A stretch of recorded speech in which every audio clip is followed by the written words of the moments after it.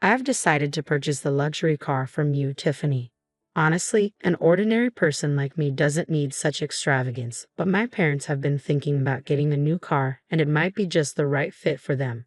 Since marrying Peter, I've noticed a change in him. He's become more self-centered, even coveting the upscale car my parents gifted to me. Frankly, I've had enough. My name is Tiffany. I'm 28 years old, and I met Peter during our college days. We've been married for 3 years now. Peter is the social butterfly, well liked by everyone, which is quite the opposite of me. I'm more introverted and have only a handful of close friends. Our relationship started unexpectedly. At first, we bonded over shared courses and study sessions. His interest in me caught me off guard, but when he asked me out, I was so overjoyed that I didn't hesitate to say yes. That was the beginning of our relationship. What drew me to Peter was his charm, his easygoing nature, and his dedication to his studies. He had plenty of friends, many of them attractive and stylish women, so it never felt like he'd struggle to find another girlfriend if he wanted to. In fact, I once asked him nervously if he truly thought I was the right one for him. His reaction was puzzling. He seemed surprised and asked why I'd even asked something like that. I confessed that I often felt insecure and just wanted to understand what made him choose me. After a moment of thought, he simply said that he felt comfortable with me. It wasn't the heartfelt response I had hoped for, and before I could say more, he grew distant, distracted by his phone. Not wanting to start an argument, I dropped the subject and apologized for bringing it up. But the doubts lingered. As time went on, our relationship moved forward smoothly. On the surface, at least. We graduated, got married, and settled into a condo. I found a stable job at a company while Peter continued his graduate studies and part-time work. When I told my mom about our engagement, she was thrilled, though she admitted she and my dad were beginning to worry about when I'd finally introduce a boyfriend. I felt a little guilty for not telling them about Peter sooner, but my mom, understanding my independent nature, was simply happy knowing I had someone in my life who cared about me. My parents have always been my role models. They met in college, just like Peter and me, and have maintained a deep love and respect for each other throughout the years. My dad worked his way up the corporate ladder, while my mom pursued her passion for cooking, eventually teaching culinary classes. They always respected each other's independence and supported each other's dreams, and I hope to create a marriage like theirs. Despite growing up in a well-off family, I've always valued independence.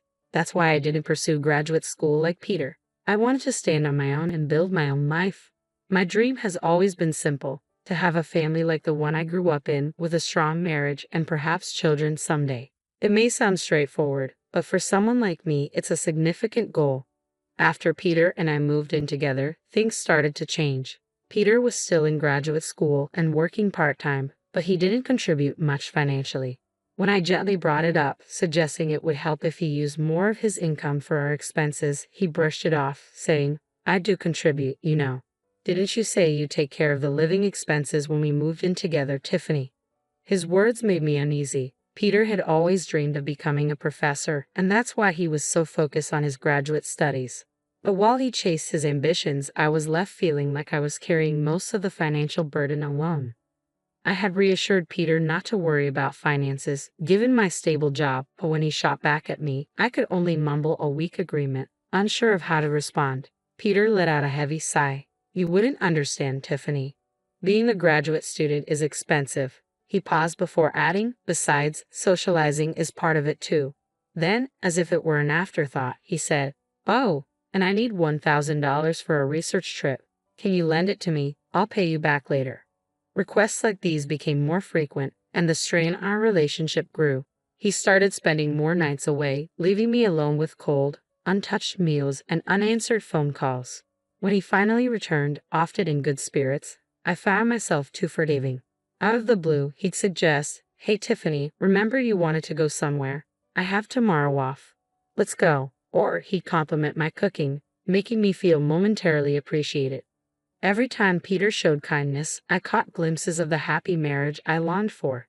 It made me hesitate to confront the deeper issues, even though, deep down, I knew something was wrong.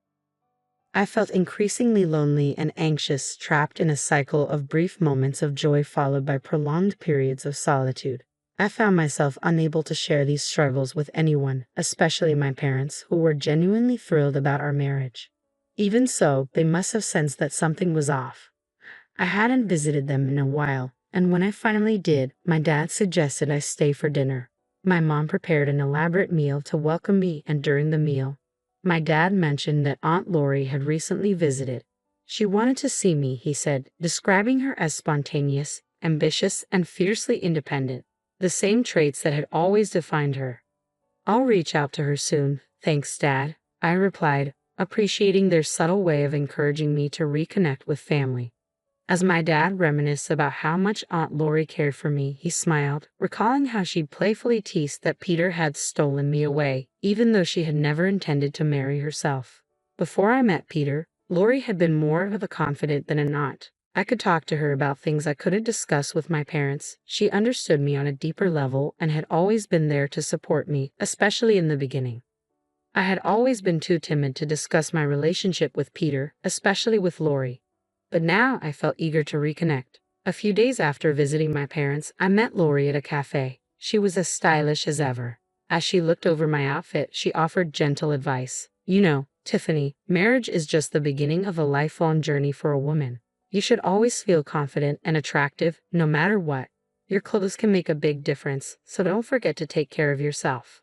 With a graceful smile, she took a sip of her tea.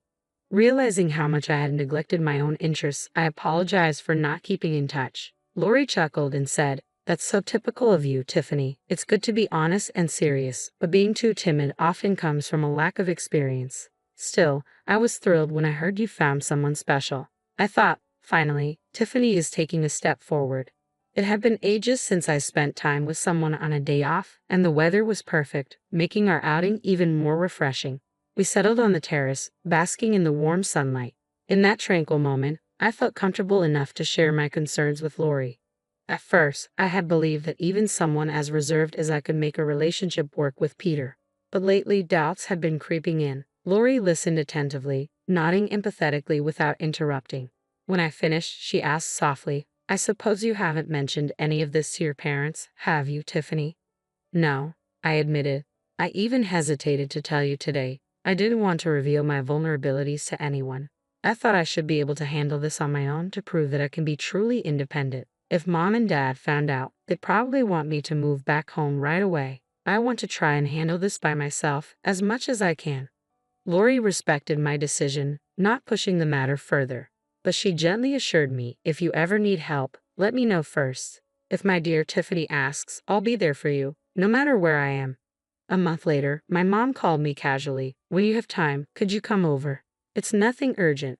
Since I had the next day off, I decided to visit my parents. As I pulled up to my parents' house, I noticed a new car parked in the driveway. Excitement bubbled up inside me. "Dad, is this car new? Did you just get it? Can I take it for a spin?" I joked, my enthusiasm evident as I admired the sleek vehicle. "Don't worry about that," Dad said, smiling warmly. "This car is for you, Tiffany. Use it however you like. It'll come in handy." Mom added softly, "We saw this car in a TV commercial and remembered you said you liked it. So, it's our gift to you. You've been having a tough time lately, and we wanted to cheer you up. If things get rough, just drive this and come home anytime." The SUV, from a renowned international brand, was a thoughtful gesture that filled me with a deep sense of support and freedom. Dad had even arranged a parking spot near my condo for the new SUV. Overwhelmed, I laughed in disbelief, struggling to comprehend the generosity of their gift. Later, as I drove downtown, I reached into my pocket, retrieved the car key, and pressed the button. The SUV's lights flashed brightly around me. It was then that I heard a familiar voice from behind. "What's with the new car?" Peter asked. I turned to see my husband, who hadn't been home for what felt like an eternity. His presence left me momentarily speechless. He looked at the car with a smug grin. "Ah, I see. A gift from your parents?" Every time I faced Peter, I struggled to find my voice, but I was tired of feeling diminished. "Peter, don't you care anymore? Do you even care about me?" I managed to ask, summoning my courage. Peter's response was a bombshell. "Are you just realizing this now? Did you think I loved you all this time? It's ridiculous how hopeful you are." His mocking laughter echoed in my ears. Something inside me snapped. "Then why did you marry me?" I retorted louder than usual. Peter's cold reply was shocking. "Wow, you're going to be that blunt about it. So marrying me was just a means to an end for you, huh? And now you want the car too. It's wasted on you." I couldn't believe the harshness of his words. Peter remained unfazed by the pain he caused. With chilling indifference, he added, "You know, we're getting a divorce. Without me, you'll never find another man. Think about it." With those cruel words, Peter left without a second glance, leaving me feeling both angry and heartbroken. My head pounded with a headache as I sat in the driver's seat, trying to calm myself. Eventually, I reached out to Aunt Lori for advice after a few days of reflecting on the situation. I agreed to the divorce and moved back in with my parents. They welcomed me with open arms, and for a while, life felt peaceful again. However, that peace was short-lived. One afternoon, Peter showed up at my parents' house, accompanied by his parents. They all settled into the living room, and Peter's father spoke in a stern tone. "We're here to discuss our son's divorce," he began. As the conversation about the divorce unfolded, I took a firm stand. "If you don't agree to the divorce," I warned Peter, "I'll use my parents' connections at the university to jeopardize your future. It wouldn't be hard to damage the career of a junior registrar if their daughter files a complaint." Peter, who genuinely cared for me, was taken aback by my approach. He felt my tactics were aggressive and intimidating, as if I was trying to force his hand. His father argued vehemently. "We could easily contest the divorce," he said. "Tiffany, beneath her simple appearance, is manipulative and greedy. Poor Peter. I heard she even paid him to stay away. She must have entertained other men. We should take this to family court and claim Peter was coerced into this divorce. But if Tiffany were to make a genuine apology, maybe things could be different. For instance, if she gave up the car she's been driving, it might help smooth things over." Peter and his parents listened silently, absorbing his father's protests. Just then, the doorbell rang, and my mom answered it. Aunt Lori walked in, appearing behind her. "Sorry I'm late," Lori said, joining the discussion. "How's it going?" Peter's family, who had met Lori only once at my wedding, was taken aback. "What are you doing here?" Peter's mother objected. "It's rude to barge in like this. We're in the middle of something." Lori remained unfazed. "You've heard about Peter's divorce, haven't you?" "How would an outsider like you know about this?" Peter's mother challenged. Lori continued, "I was informed by my brother earlier. I couldn't miss such an important moment for my dear niece." Peter's mother retorted, "You're probably here to stop the divorce or for money. Are you still going to make accusations after seeing this?" Without missing a beat, Lori pulled out a stack of documents from her bag and laid them out on the table for everyone to see.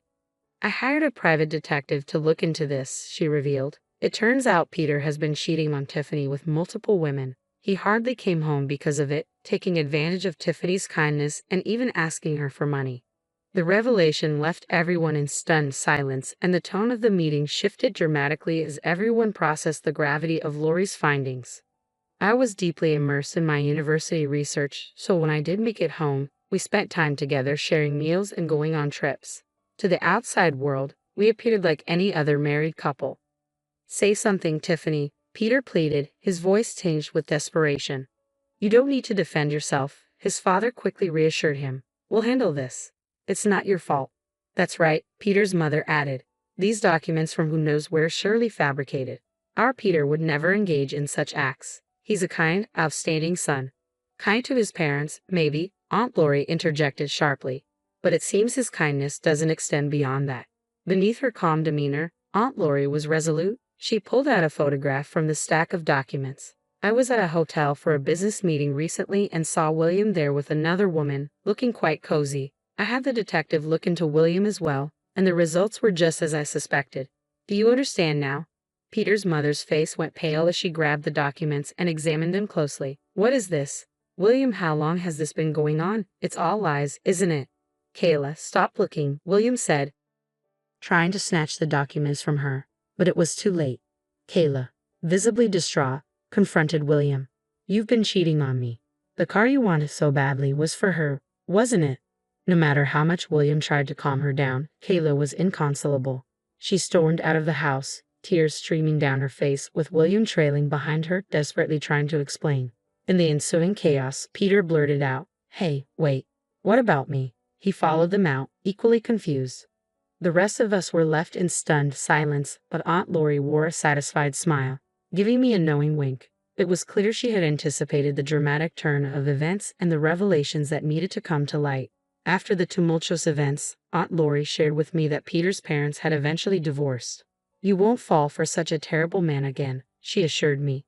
"Let's make you even more attractive. I'll teach you everything about grooming and self-care." Despite her busy schedule, Aunt Lori frequently visited, taking me out for meals and shopping trips. During this time, I absorbed a great deal from her, gaining a new perspective on self-care and confidence. A year after the divorce, I made a pivotal decision to attend graduate school. I dedicated myself to my studies and personal development, a period of transformation for me. One day, while at a street intersection, I heard someone call my name. Turning around, I found Peter standing there. "It's been a while. You've changed a lot," he remarked with a hint of surprise in his tone. I barely recognized him at first. To Peter, the woman he once knew as his plain ex-wife had evolved into someone stunningly beautiful and confident. Meanwhile, Peter's life had taken a downturn. Following his parents' public divorce scandal, he had dropped out of graduate school. With his parents, William and Kayla, cutting off financial support due to the chaos he had caused, Peter struggled to pay for tuition and living expenses. The carefree life he once enjoyed was a distant memory. The women who had once shown interest in him had drifted away, and his former glory had vanished almost overnight. As Peter was about to suggest catching up, a man approached us. "Sorry for the wait. Are you a friend of Tiffany's?" he asked. It was Kevin, the man I had recently started seeing. Kevin's arrival was perfectly timed, underscoring the new chapter of my life that Peter was no longer a part of. Nearby, a group of women couldn't help but admire Kevin. "Wow, that guy is handsome. Is he a model?" they commented. Kevin, noticing my brief interaction with Peter, gave him a nod. "He's from my past. It's okay. We're done talking." "Let's go," Kevin said, taking my hand. Peter stood there, stunned, as Kevin confidently led me away. Without giving Peter another thought, Kevin and I walked towards the crosswalk. I kept my gaze straight ahead, focused on the path in front of us and the future that awaited. I didn't look back even once as we left.